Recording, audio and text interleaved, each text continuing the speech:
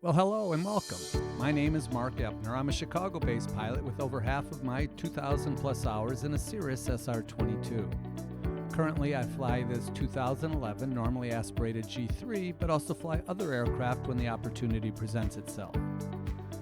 I love flying every bit as much as you do and look for ways to share that common bond through multiple paths, including this channel, as well as Simple Flight Radio, which you can find at simpleflight.net.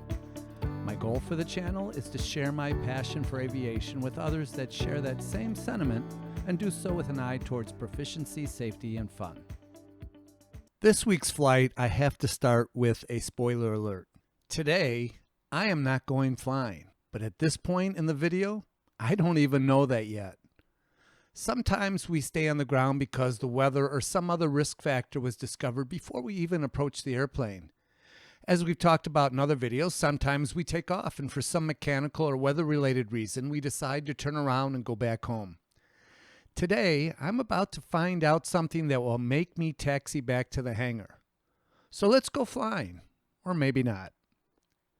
For our non-pilot viewers, let me bring you up to speed on the pre-flight process. Before a pilot takes off, we're required to ensure the pilot, the plane, and the environment are conducive to safe flight. With regards to the airplane, we inspect the plane to ensure it is in proper working order from an electrical, mechanical, and structural perspective. The pre-flight inspection starts as we approach the airplane, checking it visually for anything that looks amiss. It could be a flat tire, an open door like a luggage door, or coverings that must be removed prior to flight. We all have a printed checklist that covers every item we must check, which is accomplished in a very methodical fashion. We'll cover the process in a future video. As it relates to today's flight, once the engine is started and at some point before taking off, we will do a run-up. A run-up is when a pilot increases the throttle on the ground with the brake set to check the engine at a higher power setting. We check all of the engine instruments like temperatures, pressures, electrical volts and amps, and so on and so forth. There is another check that we do called a mag check. Airplanes are required to have a separate electrical system for the engine ignition, separate from the battery and alternator that powers everything else in the airplane. And so we do that via a 100-plus-year-old technology called magnetos, or mags. A magneto is a self-contained system for generating and distributing electricity to fire an engine's spark plugs, the ignition. Now, if you shut off your battery and alternator in an airplane, the engine is still going to run because of the magic of the magneto. Without getting too deep in the weeds, it's a device that has a rotating magnet near a coil wire that produces electricity. It's pretty cool. In the spirit of safety, airplanes have two magnetos, and they also have two spark plugs per cylinder.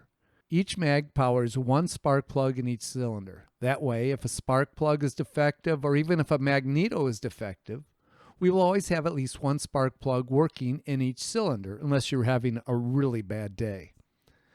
By the way, we identify each mag as either left or right. As you see in the picture, they are mounted towards the back of the engine and are very close to each other. So to check its operation, the pilot will increase the power of the airplane to 1,700 to 2,000 RPM. There's the percent power. Here's my RPM. So I'm going to go rich on the brakes up to 1,700 RPM. Watching that. Bear 958 Papa Bravo, executive clearance clear to the Victor Golf Charlie. 1,700 RPM. I'm going to move to the right mag. It goes to 1660, but notice all these green bars are going up. Flight level 210, back to both. 10 minutes all the green bars come back down. We go to back to 1,700. I go to the left mag. Squawk 62. 1660 also. All the green bars coming up. And then all the green bars coming down when I go back to both and back to 1,700. Successful ignition or mag check. We ascertain the success of the check by watching engine RPM. For many airplanes, an RPM drop of more than 150 RPM on either mag, or a difference of more than 50 RPM between the two mags is considered unacceptable. While RPM drop is what we are taught to watch, many pilots also check exhaust gas temperatures, or EGTs. When switching off a mag, the combustion becomes less efficient, which causes the EGTs to rise slightly. So we should see all the cylinders have a similar rise in temperatures, and then when we go back to both mags, all cylinder EGTs will drop back to their previous levels. So why am I spewing all this technical information at you? Because it's relevant for today's flight. As I run the engine up, let's focus on the temperature of my 6 cylinders. Apologies for the really grainy image, but my camera is mounted so far back that when I zoomed in, it's not much of an HD image. Hopefully you can still see what happens when I go to the left mag. And what you see is one of the cylinders, number 5, the green bar measuring temperature drops off the screen. What that tells me is the spark plug on that mag in that cylinder is not firing, which means there is no spark and therefore no combustion happening. Hence the reason, since there's no combustion, there's no heat. That's why the temperature drops to 0. The other thing the pilot notes is a very rough running engine at the same point and power levels that are significantly reduced.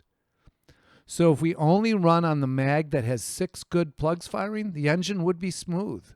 Similarly, when we have both mags on, it still runs smooth since cylinder number 5 is still seeing some combustion from the one good plug that's left. So hold that thought. Taking the next step, when it's only one cylinder, the pilot can assume that the mags are good, but we have a spark plug problem. It may be a fouled plug that has a carbon deposit on it or fuel or oil on the metal there that's preventing a spark from firing. Or the plug could just be totally defective. So what happens then? The pilot will try to run the engine a little bit hotter in the hopes of burning off any carbon or any problem that's on that spark plug. On today's flight, I'm not successful in getting that plug to fire, so it's back to the hangar to either replace the bad plug or find a mechanic to diagnose and fix the problem. It's Saturday, so it's going to be tough to find a mechanic, so it looks like we're going to have some hangar flying today where we can just sit in the hangar and talk about airplanes. It's disappointing, but it's the right decision. 1650, all EGTs up. Wow, when I went through it, got a little rough. Let's see what happens when we go to this next one. Uh-oh. That's not good. Let me go a little bit higher and see if we can burn. Back to 1700. Son of a gun, let me... I have a bad plug. Did you have fun today? Yeah. Executive Tower for Sirius 973 Sierra Delta. We've actually got to head back to Hangar 5-6, work on something here. This is 973 Sierra Delta, Executive Tower, right? I'm glad you could join me for this non-flight episode. Obviously, I'm disappointed that we didn't fly, but excited we had an opportunity to practice our ADM, that aeronautical decision-making. Of course, I can't wait to go flying next time and have you join me. Until then, blue skies and tailwinds.